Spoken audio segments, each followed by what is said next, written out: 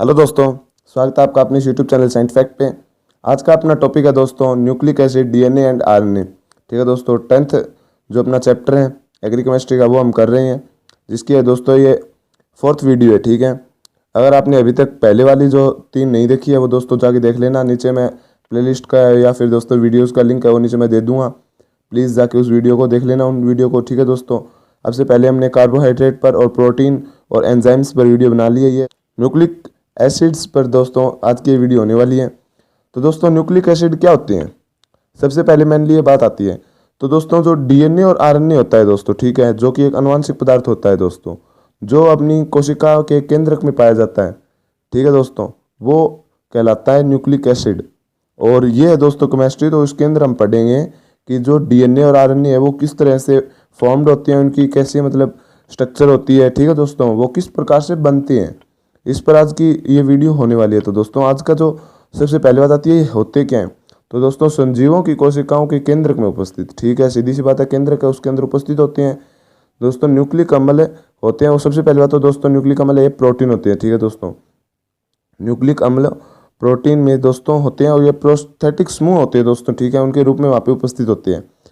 ठीक है, तो दोस्तों ये जो है 2 प्रकार के होते हैं, डीएनए और आरएनए, न्यूक्लिक एसिड। ठीक है दोस्तों, जो डीएनए होता है, ठीक है, वो कहाँ पर पाया जाता है दोस्तों, डीएनए पाया जाता है दोस्तों जो अपना केंद्रक द्रव्य होता है उसके अंदर पाया जाता है। और इसके अलावा दोस्तों जो माइटोकॉन्ड्रिया होती है, ठीक है, जो कोशिका द्रव्य के कुछ भाग है उनमें भी पाया जाता है दोस्तों। ठीक है, और उसके बाद में बात आती है दोस्तों आरएनए। तो आरएनए है दोस्तों वो जो अपना कोशिका द्रव्य है, ठीक है, केंद्रक को छोड़ के ये जो बाहर है यहाँ पे पाया जाता है। और आरएनए का दोस्तों मुख्य अगर काम पूछ लिया जाता है दोस्तों, इसका प्रोटीन निर्माण काम है। ठीक है, प्रोटीन निर्माण करता है ये। तो दोस्तों जो बाहर पाया जाता है वो होता है आरएनए, और जो केंद्र के अंदर पाया जाता है वो होता है डीएनए। इनकी फुल फॉर्म की अगर बात आए तो दोस्तों डीएनए की होती है दोस्तों डीऑक्सीराइबोज न्यूक्लिक एसिड। और दोस्तों जो आरएनए है उसका जो फुल फॉर्म हो जाएगी राइबोज न्यूक्लिक एसिड। तो दोस्तों ये तो हो गई इसकी बेसिक जानकारी। ठीक है, यानी कि जो डीएनए है वो क्या होता है डीऑक्सीराइबोज न्यूक्लिक एसिड, और आरएनए क्या होता है राइबोज न्यूक्लिक एसिड दोस्तों। तो इसके बाद में बात आती है दोस्तों इनका रासायनिक संगठन। ठीक है, यानी कि जो डीएनए और आरएनए है वो किस तरह से बने होते हैं दोस्तों। तो इनके अंदर एक तो सबसे पहले आता है दोस्तों डीएनए और आरएनए है ना, उनकी वैसे बेसिक जो स्ट्रक्चर होती है वो एक ही होती है, ज़्यादा कुछ खास डिफरेंस होता नहीं है। जो होता है वो हम आगे वीडियो में अच्छे से देख लेंगे। तो दोस्तों यहाँ पर जो है हम डीएनए आरएनए न लेके चल के सबसे पहले लेके चलते हैं दोस्तों न्यूक्लिक एसिड। ठीक है, इस वर्ड को यूज़ करेंगे न्यूक्लिक एसिड को, क्यों, क्योंकि डीएनए आरएनए इसके पार्ट हैं, पहले हमें पढ़ना है न्यूक्लिक एसिड। इसको दोस्तों हम थोड़ी सी मतलब देर बाद पढ़ेंगे दोस्तों। तो सबसे पहले बात आती है न्यूक्लिक एसिड। तो दोस्तों ये मान लीजिए अपना न्यूक्लिक एसिड है, ठीक है, तो इसका अगर हमने जल अपघटन कराया है, इसका वियोजन करवाया, तो इससे क्या प्राप्त होगा हमको, तो इससे प्राप्त होगा दोस्तों हमको न्यूक्लियोटाइड। तो दोस्तों ये अपने को न्यूक्लियोटाइड प्राप्त हो गया, जो कि दोस्तों ठीक है न्यूक्लियोटाइड हमें प्राप्त हुआ। तो न्यूक्लियोटाइड है वो किससे जुड़े होते हैं आपस के अंदर, ये कई बार पूछ लिया जाता है। तो न्यूक्लियोटाइड है वो दोस्तों आपस के अंदर किससे जुड़े होते हैं, फास्फोरस बॉन्ड द्वारा जुड़े होते हैं दोस्तों। ठीक है, फास्फोरस आबंध द्वारा जुड़े रहते हैं आपस के अंदर। फिर दोस्तों बात आती है न्यूक्लिक एसिड का जो आंशिक जल अपघटन। ठीक है दोस्तों, करवा लिया हमने यहाँ पे। इसका अगर न्यूक्लियोटाइड है इसका अगर जल अपघटन कराएंगे तो क्या प्राप्त होगा, तो हमें प्राप्त होगा दोस्तों न्यूक्लियोसाइड। न्यूक्लियोसाइड हमको दोस्तों प्राप्त हो जाएगा। दोस्तों जब ये हम कराते हैं न्यूक्लियोटाइड का, तो इसके अंदर दोस्तों एक तो न्यूक्लियोसाइड और इसके अलावा दोस्तों जो एक होता है फास्फोरिक एसिड भी हमको प्राप्त होता है दोस्तों। ठीक है, H3PO4 हमको प्राप्त होता है, फास्फोरिक एसिड होता है दोस्तों, जिसको हम बोले तो फास्फोर एसिड बोल सकते हैं दोस्तों। ठीक है, ये हमको प्राप्त होता है। और इसके बाद में बात आती है दोस्तों कि अगर हम न्यूक्लियोसाइड का जल अपघटन कराते हैं, ठीक है, इसका आगे और जल अपघटन कराएंगे तो हमें क्या प्राप्त होगा, तो हमें प्राप्त होगा दोस्तों एक तो प्राप्त होगी हमको पेंटोज शर्करा। ठीक है, पेंटोज शर्करा हमको प्राप्त होगी। इसके अलावा दोस्तों हमको प्राप्त होगी एक नाइट्रोजनी या कार्बनिक क्षार बोलते हैं इसको। ठीक है दोस्तों, या तो बोल देते हैं नाइट्रोजनिक या फिर कार्बनिक क्षार, जिसको हम बेस बोल देते हैं दोस्तों। ठीक है, वो हमको प्राप्त होंगी। तो दोस्तों इस तरह से जो अपने पास फाइनल बात निकल के आती है कि जो अपना डीएनए आरएनए वाला जो अपना न्यूक्लिक एसिड है, ठीक है, ये बना किस किस से होता है। तो दोस्तों देखिए ये जो है न्यूक्लियोटाइड है न्यूक्लियोसाइड है, ये तो यूनिट्स के नाम है दोस्तों। ठीक है, यानी कि सबसे पहले हम यहाँ से लेके चलते हैं, तो सबसे लास्ट हमको क्या प्राप्त हुआ दोस्तों, मान लीजिए नाइट्रोजनी क्षार। ठीक है, या फिर हम लेके चले पेंटोज शर्करा, कौन सा भी लेके चल सकते हैं दोस्तों। तो सबसे पहले में प्राप्त हुआ पेंटोज शर्करा है वो हमें दोस्तों प्राप्त हो गई, पेंटोज शर्करा हमको प्राप्त हो गई दोस्तों। इसके बाद में जो अपना 2 नंबर बात आती है वो हमको प्राप्त हो गई दोस्तों, जो अपना ऑर्गेनिक बेस होता है या फिर नाइट्रोजनी क्षार बोल देते हैं दोस्तों, ठीक है, या कार्बनिक क्षार हमको प्राप्त होता है। इसके बाद में जो अपना 3 नंबर बात आती है कि हमें क्या प्राप्त होता है, इससे 3 नंबर हमको प्राप्त होता है दोस्तों फास्फोरिक एसिड, हम जिसको हम बोल देते हैं H3PO4 हमको प्राप्त होता है दोस्तों, ठीक है, फास्फोरिक बोल देते हैं दोस्तों उसको एसिड, ठीक है। तो ये अपने को टोटल मान लीजिए हमको 3 जो अवयव है वो प्राप्त होते हैं दोस्तों, ठीक है। जब ये 2 चीज़ें मिलेंगी तो उससे क्या प्राप्त हो जाएगा हमको, न्यूक्लियोसाइड, ठीक है। और न्यूक्लियोसाइड के साथ में जो H3PO4 मिलेंगी तो न्यूक्लियोटाइड, और जब बहुत से न्यूक्लियोटाइड मिल जाए तो दोस्तों न्यूक्लिक एसिड तैयार हो जाएगा। इसके बाद में बात आती है दोस्तों जो ये अपनी है पेंटोज शर्करा, ठीक है। तो अब हम इसको देखते हैं अच्छे से, पेंटोज शर्करा के अंदर क्या कुछ होता है दोस्तों, इसकी कैसी स्ट्रक्चर वगैरह होती है, सब कुछ अच्छे से देख लेते हैं। तो दोस्तों यहाँ पे बात है पेंटोज शर्करा। तो पेंटोज शर्करा होती क्या है, पेंटोज है किसके लिए आता है दोस्तों, ठीक है। तो पेंटोज आता है दोस्तों 5 के लिए, ठीक है, पेंट किसके लिए आता है दोस्तों 5 के लिए। तो इसके अंदर क्या होता है दोस्तों, जो 5 कार्बन वाली शर्करा होती है दोस्तों, ठीक है, 5 कार्बन वाली जो शर्करा होती है वो इसके अंदर उपस्थित होती है दोस्तों, ठीक है, डीएनए और आरएनए में। तो इसके अंदर बात आती है दोस्तों जो अपना डीएनए है उसके अंदर कौन सी पेंटोज शर्करा पाई जाती है, और जो दोस्तों आरएनए है उसके अंदर कौन सी पेंटोज शर्करा पाई जाती है। तो दोस्तों जो डीएनए है अपना उसके अंदर कौन सी पाई जाती है, तो उसके अंदर पाई जाती है दोस्तों डीऑक्सीराइबोज शर्करा पाई जाती है दोस्तों, कौन सी पाई जाती है। और दोस्तों जो अपना है आरएनए उसके अंदर पाई जाती है राइबोज शर्करा। तो दोस्तों यहाँ पे जो अपने राइबोज शर्करा है, डीऑक्सीराइबोज शर्करा है। तो सबसे पहले जो दोस्तों बात आए तो हम देख लेते हैं राइबोज शर्करा को देख लेते हैं। तो राइबोज शर्करा के अंदर क्या होता है दोस्तों, इसका अगर फॉर्मूले की बात आई तो वो होता है दोस्तों C5H10O5। कौन सा होता है, C5H10O5। तो सॉरी दोस्तों 5। तो दोस्तों ये है इसका, अगर हम स्ट्रक्चर बनाए, ठीक है, स्ट्रक्चर कैसी बनेगी, तो इसकी जो स्ट्रक्चर है वो पहले मैं बना देता हूँ, उसके बाद में मैं आपको बताता हूँ। तो दोस्तों ये जो स्ट्रक्चर है ये अपनी हो जाएगी राइबोज शर्करा की। इसके अंदर क्या होगा दोस्तों कि जो ये हो गई दोस्तों इसके अंदर कार्बन पॉइंट, ठीक है। तो यहाँ पे है दोस्तों OH जो है वो जुड़ जाएगा, और यहाँ पे दोस्तों H जुड़ जाएगा, और यहाँ पे है वो OH, ऊपर H अपने आप वो हो ही जाता है दोस्तों, यहाँ पे OH यानी कि जो अपना एल्कोहल समूह है वो जुड़ जाता है, और दोस्तों यहाँ पे है वो CH2OH जुड़ जाता है दोस्तों, ठीक है। तो ये जो यहाँ पे हो गए दोस्तों कनेक्ट। तो अब बात आती है दोस्तों यहाँ पे कि जो राइबोज शर्करा है इसके अंदर 5 कार्बन परमाणु होते हैं। तो दोस्तों 1 2 3 4 और 5, ठीक है, 5 उपस्थित हैं। तो दोस्तों ये तो हो गई अपनी राइबोज शर्करा। अब दोस्तों इसका जैसे नाम है डीऑक्सी, ठीक है। ऑक्सीकरण का क्या मतलब होता है दोस्तों कि एक ऑक्सीजन का जुड़ना या फिर हाइड्रोजन का हटना। तो दोस्तों डीऑक्सी का क्या हो जाएगा, एक ऑक्सीजन का हटना, ठीक है दोस्तों। तो इसके अंदर से क्या होगा कि दोस्तों ये जो OH परमाणु है, ठीक है, जो ये दोस्तों OH समूह है, ठीक है, एल्कोहल समूह है, इससे क्या होगा जो ये दोस्तों ऑक्सीजन है ये हट जाएगी। ये हटने के बाद जो संरचना प्राप्त होती है दोस्तों वो होती है डीऑक्सी राइबोज शुगर, जो दोस्तों मैं पहले बना देता हूँ। तो दोस्तों ये जो है वो अपनी हो गई प्राप्त, सेम होती है दोस्तों वैसे तो, ठीक है। यहाँ पे OH से हो जाएगा, H अपने आप यहाँ पे हो ही जाता है दोस्तों, और यहाँ पे है वो दोस्तों H जुड़ जाएगा, ठीक है। यहाँ पे OH है, यहाँ पे क्या हो जाता है दोस्तों H। इसको अगर चाहो तो आप ऐसे हाईलाइट भी करके रख सकते हो दोस्तों, ठीक है।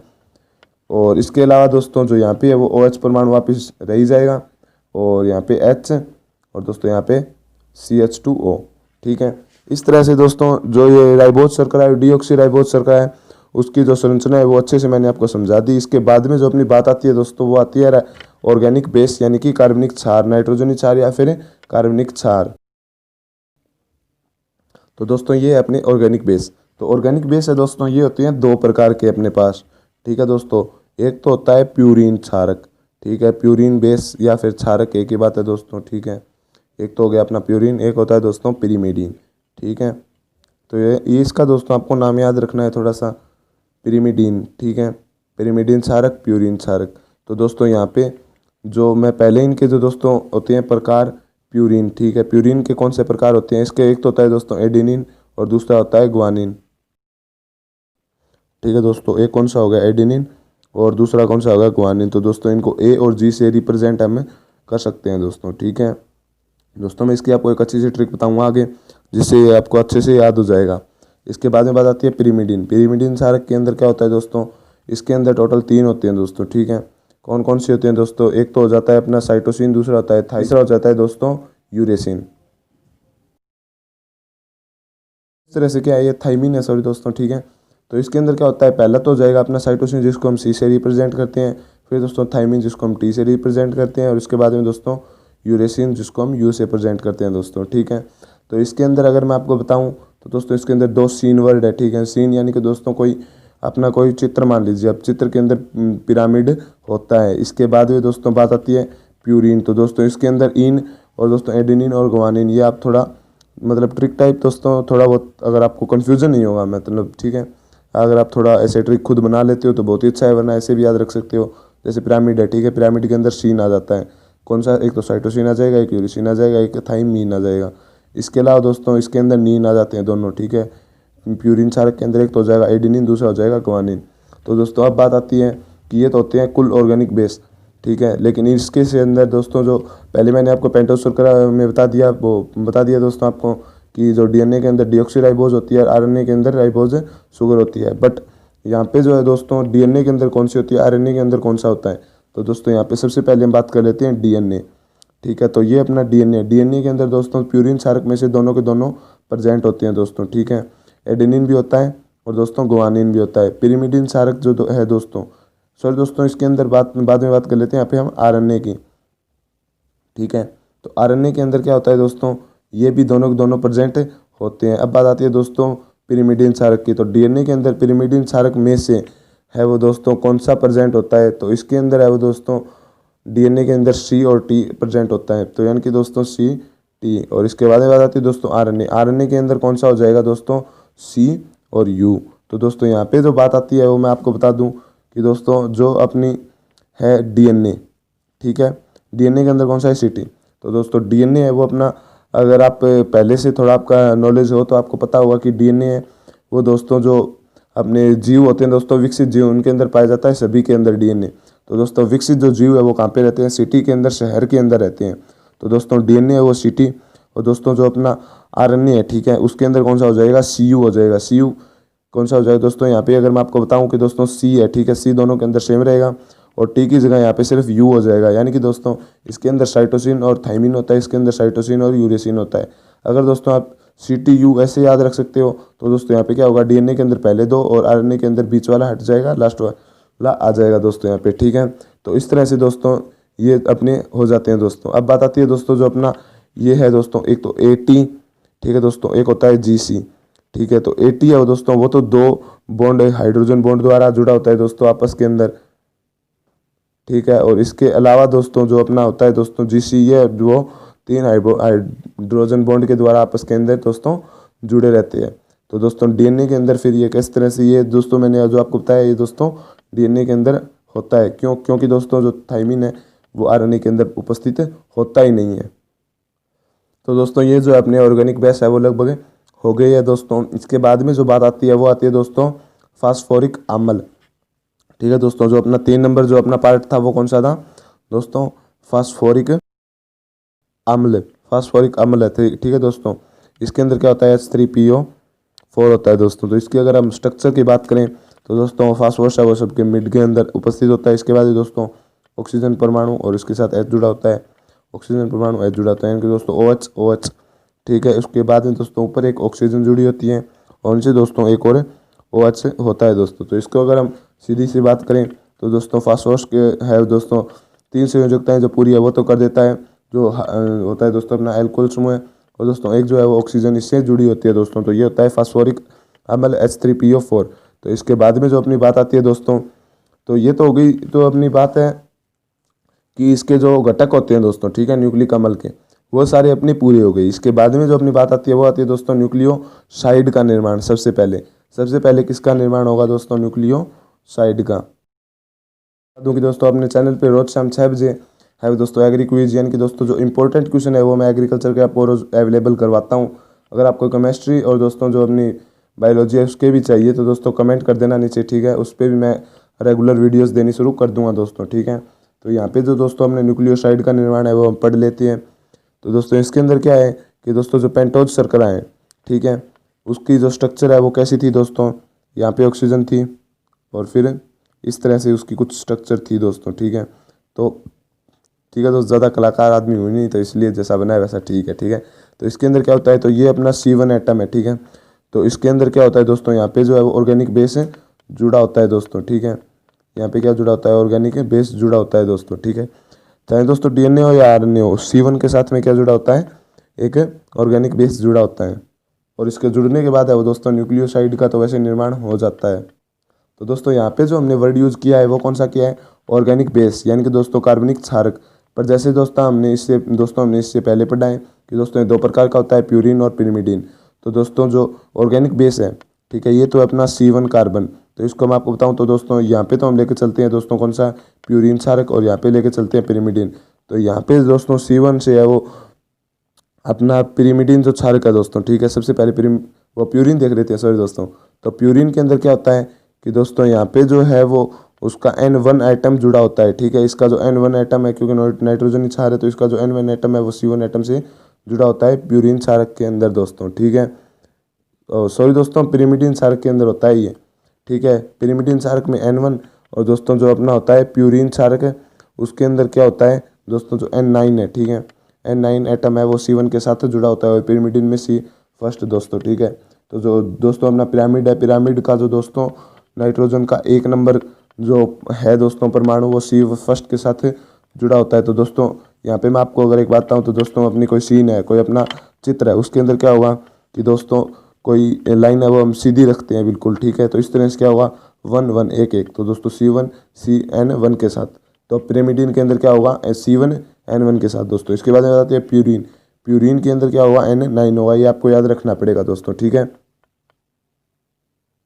हाँ, तो इसके बाद में जो अपनी बात आती है दोस्तों, वो क्या आ जाती है कि इनके अंदर, तो दोस्तों ये जो अपनी बात हो गई यहाँ पे, तो यहाँ पे हमने जो ऑर्गेनिक बेस देखा है, तो यहाँ पे क्या होगा दोस्तों, सबसे पहले जो है वो एडेनिन जुड़ेगा, उसके बाद में गुआनिन जुड़ेगा, उसके बाद में साइटोसिन जुड़ेगा, थाइमिन जुड़ेगा, यूरेसिन जुड़ेगा। तो यहाँ पे जो हमने ये देखा है, इसका मतलब क्या निकल के आया, इसका मतलब ये निकल के आया दोस्तों कि जो यहाँ पे सबसे पहले जो अपना अगर न्यूक्लियोसाइड लेके चलें, तो दोस्तों अगर यहाँ पे एडेनिन जुड़ा है तो यहाँ पे जो न्यूक्लियोसाइड बनेगा वो क्या बनेगा, एडिनोसिन। क्या बनेगा दोस्तों, एडिनोसिन बन जाएगा।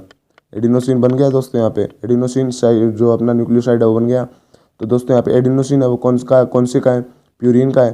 तो दोस्तों इसका जो N9, ठीक है, प्यूरिन का जो N9 है वो C1 के साथ जुड़ेगा दोस्तों, ठीक है।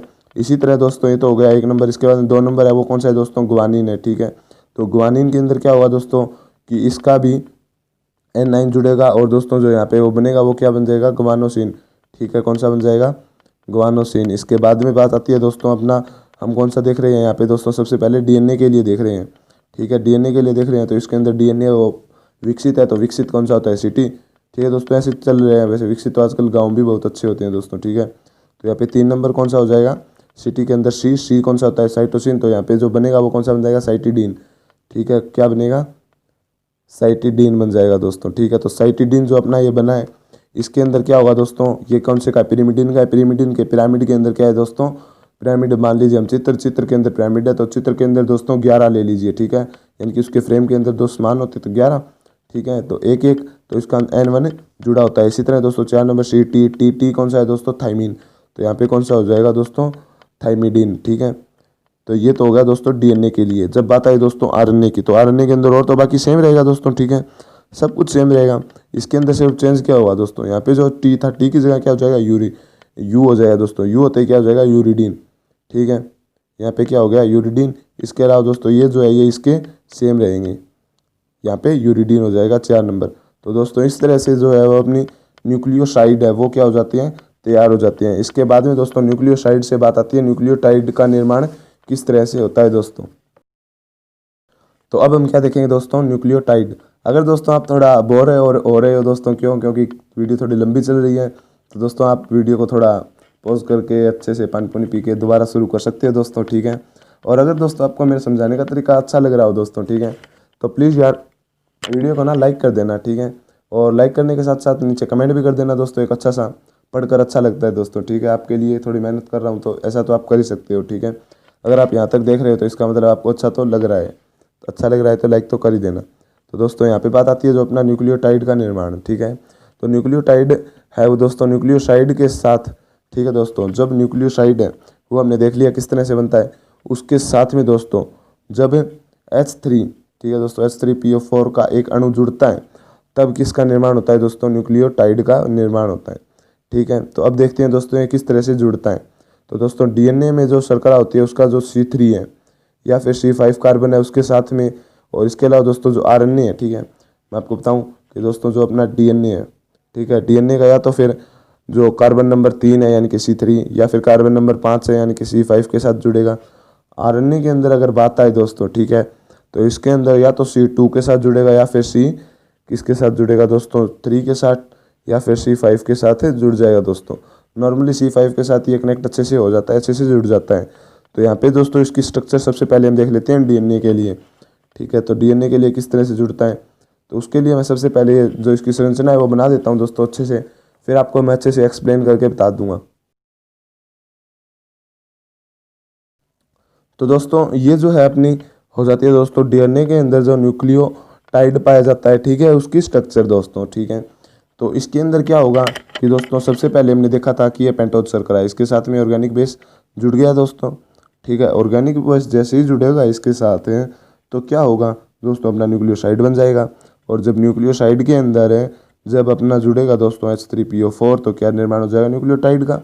तो दोस्तों न्यूक्लियोसाइड तो यहाँ पे जुड़ गया, उसके बाद में बात आती है न्यूक्लियोटाइड की सॉरी दोस्तों। तो उसके अंदर क्या होगा कि दोस्तों ये जो अपना C5 है, ठीक है, यहाँ पे जैसे कि हमने पहले स्ट्रक्चर के अंदर क्या देखा था, यहाँ पे है वो दोस्तों CH3O था, ठीक है। तो दोस्तों इसका O, और दोस्तों इसके अंदर हमने क्या देखा था इस फास्फोरिक अम्ल के साथ कि यहाँ पे क्या था OH था। तो दोस्तों ये O और ये जो OH है ये मिलकर एक जल का अणु अलग बना लेते हैं, जिससे क्या है कि इसका संयोजन हो जाता है। तो दोस्तों ये जो संरचना है वो निकल के बनती है दोस्तों, ठीक है। इसके अंदर जो अपना क्या है कि ये हो जाता है दोस्तों यहाँ पे 5 प्राइम के ऊपर जो है दोस्तों, जो यानी कि जो 5वां कार्बन है उसके ऊपर फास्फोरस, और दोस्तों 3 जो कार्बन है उसके अंदर OH से जुड़ा हुआ है दोस्तों, ठीक है। तो इस तरह से ये जो स्ट्रक्चर है ये कौन सी है दोस्तों, 5 prime P and 3 prime OH है दोस्तों, ठीक है। इसको ये भी बोला जाता है। इसके बाद में जो बात आती है दोस्तों आरएनए के अंदर, तो आरएनए वाली जो स्ट्रक्चर है वो भी दोस्तों मैं पहले बना देता हूँ, उसके बाद में मैं आपको अच्छे से बता दूंगा कि ये कैसे होती हैं। तो दोस्तों यहाँ पे जो है वो अपनी निकल के आ जाती है दोस्तों आरएनए के लिए, ठीक है। तो दोस्तों ये जो अपनी आरएनए के लिए स्ट्रक्चर है वो बन के तैयार हो गई दोस्तों, ठीक है। तो इसके अंदर क्या होगा कि दोस्तों ये जो अपना 5 नंबर कार्बन है उसके साथ में जुड़ गई दोस्तों। तो इसके अंदर सबसे मेन जो अंतर तो वो क्या है दोस्तों, यहाँ पे ऑक्सीजन है, यहाँ पे ऑक्सीजन नहीं है। क्यों? क्योंकि दोस्तों यहाँ पे वो CH3O था, यहाँ पे CH3OH था दोस्तों, ठीक है। तो इस हिसाब से दोस्तों वो अपनी स्ट्रक्चर है ये क्या होगी यहाँ पे तैयार हो गई। तो इसके अंदर मैं आपको एक अच्छी सी बात बताना चाहता हूँ कि दोस्तों जो हमने ऊपर यहाँ पे देखा एक बात देखी थी कि दोस्तों जो डीएनए के अंदर सिर्फ C3 C5 पे जुड़ेगा, जबकि आरएनए के अंदर C2 C3 या C5 पे जुड़ेगा। तो दोस्तों इसका क्या मतलब है कि दोस्तों जो C3 है C5 है उसके ऊपर OH है, ठीक है। C3 है यहाँ पे OH है, C5 है यहाँ पे OH है, इसलिए इसका जो ऑक्सीजन है वो OH के साथ में रिएक्शन करके H2O बना देगी और संयोजन हो जाएगा। जबकि दोस्तों आरएनए के अंदर क्या है कि दोस्तों जो अपना 2 नंबर है उसके ऊपर भी OH है, 3 नंबर के ऊपर भी OH है, ठीक है। और इसके अलावा दोस्तों जो अपना 5 नंबर है उसके ऊपर भी OH है, ठीक है। 4 नंबर के ऊपर तो नहीं है, ठीक है, 5 नंबर के ऊपर OH उपस्थित है। तो इसके लिए क्या होगा कि दोस्तों OH और ऑक्सीजन मिलकर क्या करेगी कि अपना एक जल का अणु बनाकर, ठीक है दोस्तों, उसके साथ में संयोजन कर लेगी दोस्तों, ठीक है। तो ये जो है वो दोस्तों यहाँ पे बात खत्म हो जाती है कि दोस्तों इनका न्यूक्लियोटाइड का निर्माण इस तरह से न्यूक्लियोटाइड का निर्माण है वो हो जाता है दोस्तों। तो इसके अंदर जो दोस्तों न्यूक्लियोटाइड का तो निर्माण हो गया, तो इसके साथ में दोस्तों ये तो हो गया, लेकिन यहाँ पे एक और बात आती है दोस्तों कि जो 3 नंबर प्राइम पर फास्फोरस और दोस्तों 5 पर है वो OH, ठीक है दोस्तों। तो ये जो है दोस्तों इनको इन नाम से भी जाना जाता है, यानी कि 5 prime to 3 prime, 3 prime to 5 prime, ठीक है दोस्तों, इस तरह से इनको भी जाना जाता है। और इसके अलावा दोस्तों जो इनके न्यूक्लियोटाइड बनते हैं वो कौन कौन से बनते हैं, तो दोस्तों इनके न्यूक्लियोटाइड बनते हैं एडिनोसिन मोनोफॉस्फेट, ठीक है, ग्वानोसिन, ठीक है। अगर यहाँ पे लेके चले तो यहाँ पे सीधी सी बात है दोस्तों, ठीक है, एडिनोसिन, ठीक है, इसके बाद में क्या आ जाएगा monophosphate, guanosine monophosphate, cytidine monophosphate, thymidine monophosphate, thymidine की जगह आरएनए के अंदर क्या हो जाएगा, यूरिडीन मोनोफॉस्फेट, ठीक है। तो इस तरह से दोस्तों इनकी जो शॉर्ट फॉर्म्स है दोस्तों वो कई बार पूछ ली जाती है। जैसे दोस्तों जो अपना टीएमपी है, ठीक है, कई बार पूछ लिया जाता है टीएमपी किस में उपस्थित होता है। तो दोस्तों टीएमपी क्या है, थाइमिडीन मोनोफॉस्फेट। तो दोस्तों ये जो है ये किसके अंदर उपस्थित होता है, आप बताइए, अगर आपको समझ में आ रहा हो तो आप ये बता सकोगे। तो दोस्तों ये किसके अंदर उपस्थित होता है, अपने डीएनए के अंदर। और दोस्तों यूएमपी है, ठीक है, यूरिनोसिन, जो अपना क्या है दोस्तों, यूरिडीन मोनोफॉस्फेट, ये किसके अंदर उपस्थित होता है दोस्तों, आरएनए के अंदर। तो दोस्तों ये तो हो गई अपनी न्यूक्लियोटाइड, ठीक है। न्यूक्लियोटाइड के बाद में जो बात आती है वो आती है दोस्तों जो अपनी आती है पॉलीन्यूक्लियोटाइड, ठीक है। पॉलीन्यूक्लियोटाइड का मतलब क्या, पॉली का मतलब क्या होता है दोस्तों, पॉली का मतलब होता है बहुत सारी, ठीक है। बहुत सारी यानी कि दोस्तों एक के साथ एक, एक के साथ एक, एक के साथ एक, एक के साथ एक, ऐसे जो पॉलीटाइड जो बनती है दोस्तों वो क्या बन जाती है, पॉलीन्यूक्लियोसाइड। और जो दोस्तों ये पॉलीन्यूक्लियोसाइड होती हैं इन्हीं को हमें जो वो क्या बोल देते हैं दोस्तों, इनको बोल देते हैं हम न्यूक्लिक अम्ल, ठीक है। और न्यूक्लिक अम्ल के अंदर दोस्तों अगर उसके अंदर जो दोस्तों और सभी को छोड़ के जो न्यूक्लियोटाइड है दोस्तों, ठीक है, अगर टीएमपी उपस्थित है तो उसको बोल देंगे दोस्तों, हम क्या बोल देंगे उसको, डीएनए। और टीएमपी के साथ साथ क्या उपस्थित है उसके अंदर, डीएनए के अंदर डीऑक्सी शर्करा। और इसके अलावा दोस्तों अगर उसके अंदर यूएमपी उपस्थित है और राइबोज शर्करा उपस्थित है तो उसको हम क्या बोल देंगे दोस्तों, आरएनए बोल देंगे, ठीक है। अगर दोस्तों समझ में आ रहा हो तो वीडियो को लाइक ज़रूर कर देना यार। तो दोस्तों अब जो आगे की जो प्रोसेस है, ठीक है, वो जो है मैं दोस्तों आपको बता देता हूँ आगे। तो दोस्तों इसके लिए जो अपना पॉलीन्यूक्लियोटाइड है,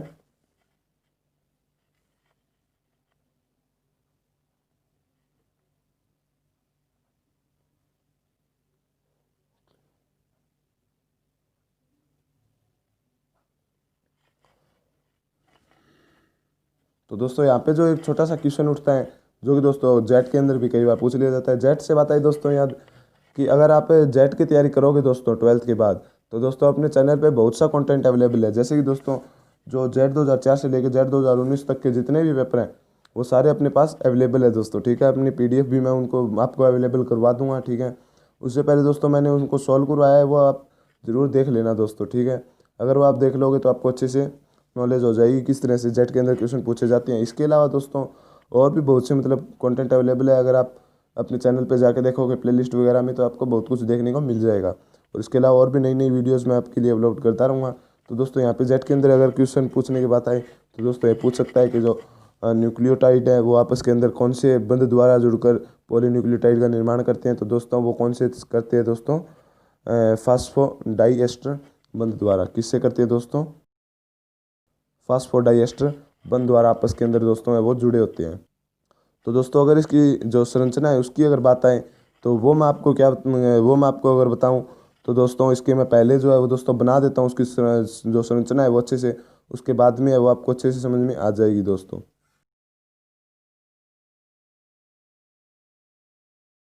तो दोस्तों इस तरह से जो इसकी संरचना है वो बनी होती है दोस्तों, ठीक है। वैसे आप इसको बनाओ तो और भी आगे बना सकते हो दोस्तों। तो इसके अंदर क्या होता है दोस्तों, ये जो है अपना वो अम्ल है दोस्तों, ठीक है। कौन सा अम्ल है, फॉस्फेट समूह है, अगर हम बोले तो फॉस्फेट समूह है दोस्तों, ठीक है।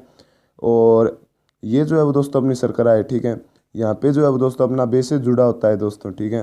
तो इसका जो दोस्तों 5 नंबर जो कार्बन है, ठीक है, उसके ऊपर जो अपना हमने इससे पहले देखा था जो न्यूक्लियोटाइड है उसके अंदर बन गया, ये संरचना बनी थी उसके अंदर, ठीक है।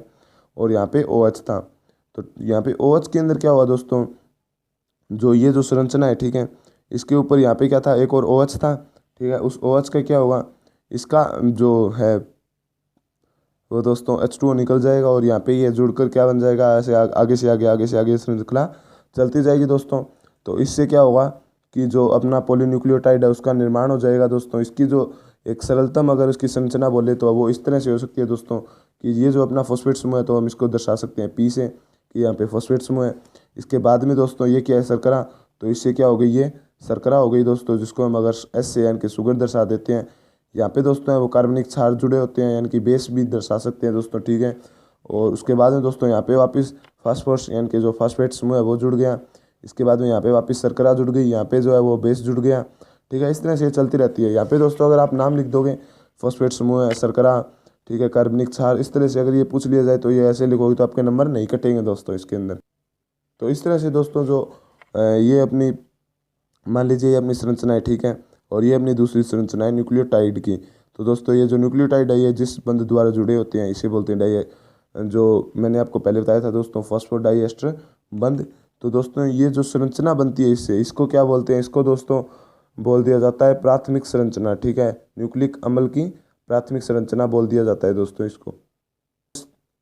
तो दोस्तों इस तरह से क्वेश्चन भी पूछ सकता है कि जो न्यूक्लिक अम्ल की प्राथमिक संरचना बताओ या प्राथमिक संरचना के बारे में बताओ। तो जिस नंबर के हिसाब से पूछा जाए दोस्तों ये, कि जैसे अगर 2 नंबर में पूछा ले जाए तो दोस्तों इसकी जो थोड़ी संरचना बना के थोड़ा इसके बारे में बता देना। 4 या 6 नंबर में पूछा जाए तो दोस्तों पूरा डिस्क्रिप्शन आपको अच्छे से दे देना है इसका। तो दोस्तों यहाँ पे एक और छोटी सी बात और बता दूँ मैं आपको, कि जैसे दोस्तों इसके अंदर आप अच्छे से समझ सकते हो दोस्तों। ठीक है, कि जो अपना C5 है, ठीक है दोस्तों, यहाँ पे तो 5 नंबर जो अपना कार्बन है उसकी ये जो सिरा है ये 5 नंबर कार्बन पे है दोस्तों। ठीक है, और ये जो सिरा है दोस्तों ये कौन सा है, C3 है दोस्तों। ठीक है, तो ये संरचना जब लंबी चलती है दोस्तों, तो जो कई बार आपने सुना होगा 5 prime to 3 prime 3 prime to 5 prime, तो वो इसी तरह से होता है दोस्तों। ठीक है, तो ये 3 नंबर कार्बन पे प्राइम, जैसे दोस्तों ये कार्बन के हिसाब से लिखा जाता है 3 to 5 5 to 3 दोस्तों। ठीक है, तो ये जो है वो दोस्तों अपनी पूरी जो हमने संरचना है वगैरह है सारी डिस्कस कर लिए दोस्तों हमने। इसके बाद में जो पूछा जाता है क्वेश्चन रियल में दोस्तों, ये तो है नॉलेज के लिए, इससे भी क्वेश्चन पूछ सकते हैं। ऐसी कोई बात नहीं है दोस्तों कि जो मैं अब आगे बताऊंगा वो ही पूछा जाएगा। ठीक है, वो भी पूछा जाता है कई बार, लेकिन इससे पहले पढ़ा है वो भी कई बार पूछ लिया जाता है, कोई से बात नहीं है। लेकिन ये क्वेश्चन तो ऐसा है कि दोस्तों आपको लगभग हर जगह देखने को मिल ही जाता है। ठीक है, वो कौन सा है दोस्तों, DNA और RNA में अंतर। आप कहीं पर भी चले जाओ दोस्तों ये क्वेश्चन तो आपको ज़रूर देखने को मिलेगा, चाहे आप किसी भी आगे किसी वैकेंसी वगैरह की तैयारी करोगे तो दोस्तों उसके अंदर भी ये पूछा जाता है। तो दोस्तों इसका जो है हम शॉर्टली देख लेते हैं दोस्तों। ठीक है, जैसे ये DNA RNA, ठीक है, इसका अगर हम देखें तो दोस्तों DNA है ये वो दोस्तों केंद्रक में पाया जाता है। ठीक है, कहाँ पर पाया जाता है दोस्तों, DNA केंद्रक में पाया जाता है, गुणसूत्रों में पाया जाता है दोस्तों। ठीक है, इसके बाद भी जो बात आती है ये जो दोस्तों कोशिका द्रव्य में पाया जाता है। कहाँ पर पाया जाता है, कोशिका द्रव्य में पाया जाता है। इसके बाद में अगर बात आए दोस्तों कि जैसा हम पढ़ते आए हैं कि दोस्तों इसके अंदर है वो दोस्तों कौन सी शर्करा उपस्थित होती है, तो उसके अंदर होती है दोस्तों डीऑक्सीराइबोज शर्करा, इसके अंदर होती है दोस्तों राइबोज शर्करा। इसके बाद में हमने पढ़ा था दोस्तों कि इसके अंदर जो Ag है, ठीक है दोस्तों, ठीक है, Ag अपना सब्जेक्ट है। ठीक है, मैं आपको बताऊं Ag अपना सब्जेक्ट है, तो इसके अंदर जो क्षारक की बात आई, ठीक है, नाइट्रोजनी क्षारक, तो दोस्तों Ag अपना सब्जेक्ट है तो Ag समान रहेगा दोनों के अंदर। ठीक है, उसके बाद में DNA विकसित है तो इसके अंदर Ct हो जाएगी, शहर हो जाएगा तो Ct, और इसके अंदर कौन सा हो जाएगा, Cu। तो दोस्तों AgCt जो क्षारक है वो उपस्थित होते हैं, इसके अंदर AgCu होते हैं। इनका अगर फुल फॉर्म की बात आए तो वो आप नीचे कमेंट जरूर करना दोस्तों। ठीक है, अगर आपको समझ में आ रहा है तो दोस्तों नीचे कमेंट कर देना एक अच्छा सा। ठीक है, कि समझ में आया है सर, कंटिन्यू रखो। सर नहीं यार, भाई बोला करो। ठीक है, एक तो सर मत बोला करो। ठीक है, भाई बोल दिया करो, अच्छा लगता है। ठीक है, मैं कोई ज़्यादा एज्ड नहीं हूँ। ठीक है, तो इसलिए भाई बोलना अच्छा लगता है दोस्तों। ठीक है, क्यों ऐसा ज़्यादा मेरे पास कुछ खास एक्सपीरियंस भी नहीं है। तो दोस्तों यहाँ पे क्या है कि AgCt और यहाँ पे AgCu होता है। इसके बाद में जो अगला अपने बात करें कि इसकी जो संरचना होती है वो होती है दोस्तों द्विकुंडलित। ठीक है, द्विकुंडलित की अगर बात आए तो वो दोस्तों जो बाय वाले हैं वो ज़्यादा अच्छे से जानते होंगे। अपने इतना याद रखो, द्विकुंडलित, ज़्यादा पंगा लेने की जरूरत नहीं है। ये जो दोस्तों ये होती है सिंगल कुंडलित होती है दोस्तों, एकल कुंडलित होती है। इसके बाद में दोस्तों यह जो होता है दोस्तों DNA, ये वो आनुवंशिक गुणों का स्थानांतरण का काम करता है। ये इंपॉर्टेंट है दोस्तों। ठीक है, यानी कि जो अनुवांशिक जो जेनेटिक जो मैटर है उनका स्थानांतरण का काम करता है DNA, और जो दोस्तों प्रोटीन संश्लेषण का काम है वो कौन सा करता है, अपना RNA करता है दोस्तों। ठीक है, प्रोटीन संश्लेषण का काम करता है RNA, और DNA का करता है जेनेटिक मटेरियल के एक जगह से एक मतलब पीढ़ी से दूसरी पीढ़ी में ले जाने का काम करता है। तो इस तरह से जो अपनी है ये दोस्तों DNA RNA में अंतर है वो लगभग तो हो गई दोस्तों। और आप अपने हिसाब से दोस्तों और भी आगे कर सकते हो। जैसे ये अगर आपको 2 नंबर में पूछ लिया जाए तो आप ये 4 लिख दोगे तो कोई दिक्कत नहीं है। और अगर बड़ा क्वेश्चन पूछ लिया जाए तो दोस्तों आपको कुछ पास से मतलब आपने अब तक पढ़ा है जिस हिसाब से आपको इसके अंदर जो जो अंतर लिखे वो आप सारे इसके अंदर लिख सकते हो। इसके बाद में बात आती है दोस्तों लास्ट जो है वो कई बार पूछ लिया जाता है कि दोस्तों जो न्यूक्लिक अम्ल है उसके जो जैविक कार्य हैं दोस्तों। ठीक है, जो जैविक कार्य हैं उनमें महत्व बताओ इनका। तो दोस्तों जो DNA है सबसे पहले लिख देते हैं DNA का। तो DNA है वो दोस्तों रेप्लिकेशन करता है।